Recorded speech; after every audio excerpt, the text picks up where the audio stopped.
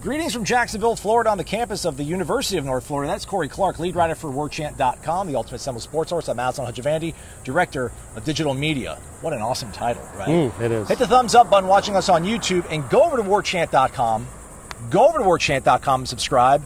$1. Go to the site. It's right on the front page. You just tap on it. You put your name, pick your username. $1 for a whole year. 12 months. 12 full months. Everything he's about to say, you could read it in nice, digestible form. Much more articulate than what you're about to see. Hours before you even saw this video. Oh, for $1. Point. Yeah.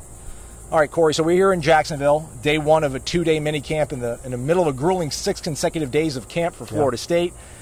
This is your first time out here in Jacksonville. We'll see them practice on this IM field. The grass is pretty nice. They've got a better upright system here for the field goal Still kickers not great, but it's better. It's aluminum now instead of PVC pipe, right? So the big news coming out of Wednesday's practice was the offense just kind of maybe looked on a level that we had not seen around Passing these parts offense. in a long, long time. You want to see how the defense would respond. How did the defense respond? I thought when it came to defending the pass, they responded like I thought they would. I thought they kind of dominated large portions of the passing situations, and we have to put in context, like they're not, yesterday when the passing offense was so good, it was a 2-minute drill situation, so it was all pass all the time. Well, Jamie Robinson made that very clear. He made it very clear, like kind of an excuse, like, well, look, they were doing this, we were doing this, we were in a lot of cover 3, but with today it was a lot of short yardage. It was a lot of 2nd and 3, 3rd and 2, 4th and 1, goal line. So there weren't a ton of opportunities for the passing game to click because they just didn't do any 2-minute drills.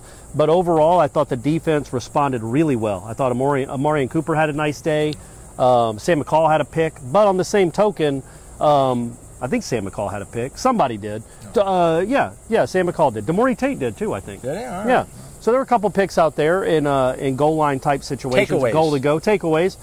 Johnny Wilson had another couple ridiculous catches for touchdowns in red zone situations where you start to think, okay, there's a real weapon now when you have 2nd and goal from the 4 or 2nd and goal from the 9. There's a real matchup problem there for the Florida State offense. But overall, I thought, and I asked Coach Norvell about that after he was done talking, after he was done with the practice, and he said he thought early on in practice the offense kind of carried over what it did yesterday, but and I think that meant more with the running game because they did hit some big runs. And then I think as the practice wore on, he really liked what he got from the defense, specifically the pass rush. Yeah, and you mentioned the pass rush. You did ask him specifically about that.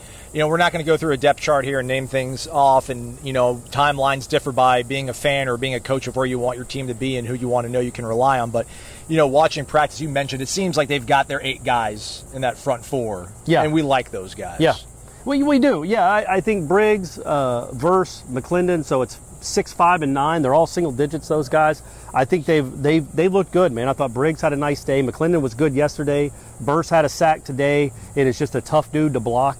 But also, I thought, because it was short yardage maybe, I thought we saw a lot more of 91 and 0 on the field than we had in recent practices. And they're a bear, man. Robert Cooper and Fabian Lovett are tough to block. And they were tough to block today. There were portions where they just controlled the practice. Those 2 guys. And then don't forget Josh Farmer, man. He is getting he's a freshman, right? Redshirt freshman? Yep. He is getting a lot of run with that first-ish group. And they seem to really like him because he's out on the field a lot. And he made 2 back-to-back plays where they looked like they would be tackles for loss. He blew them up. That's good to see, man. That's good to see. I think that front 4, which is really a front 8, I think you like what you got there. Is that Coach Norvell? It is Coach Norvell. Maybe we might have a cameo with Coach Norvell come up here momentarily.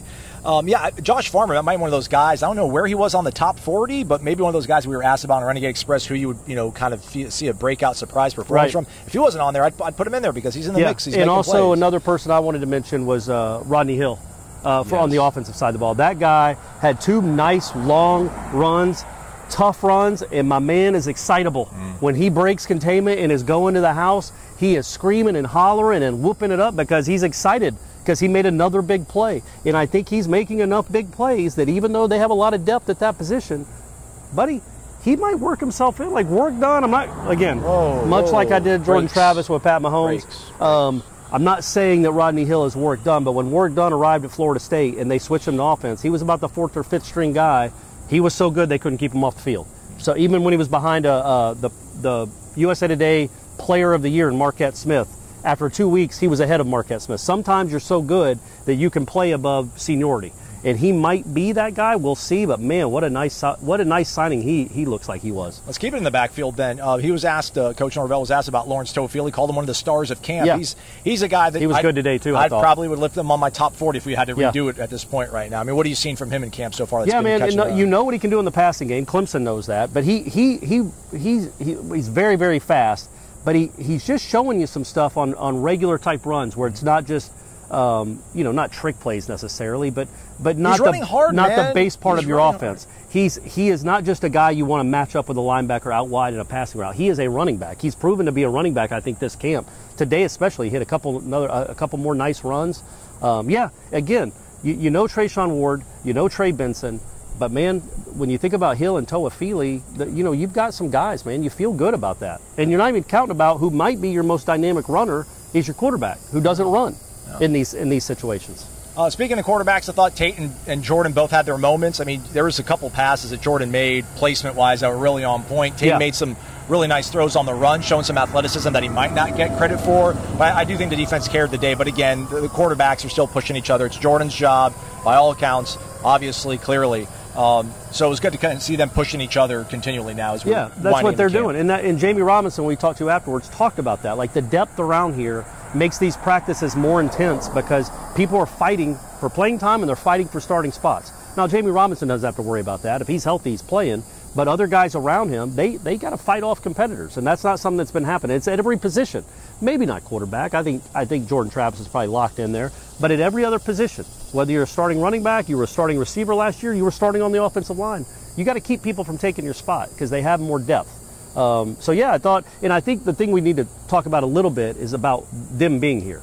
Like Norvell, Coach Norvell was talking about, like, this is the adversity he wants. He was a little upset that there were so many clouds today. Now, looking at this, you wouldn't think that. I mean, it is scorching out here, folks, and the bugs are ridiculous. Yes. So there is real adversity, but that's what he wants. And Jamie Robinson talked about how last year he hated it here, that he had to get his mind right to come back, and he prepared himself better. Bless Harris said that teammates warned him about what it was like out here, but that's what you want, man. That does build something. It builds a little bit of camaraderie, but it builds, you don't get the great facilities. You're at a place that doesn't have a football team, and you're practicing on a field that isn't really a football field. It's IM field, yeah. Yeah, so that's kind of the adversity that Coach Norvell is looking for when he brought him here, and I think he liked what he saw. It was a really hot, intense physical practice, which is exactly what he wanted. Yeah. Interviews from Coach Norvell, Bless Harris, and Jamie Robinson up on our website, as well as practice footage. His observations for the subscribers. Go to the website. $1, you can read it. Hop on and you can read it. A lot more pearls than this, baby. Yeah. I save my good stuff for the website. Yeah, so check that stuff out. And then if Al Gore's internet holds up, we should be going live at 6 p.m. tonight here in Jacksonville,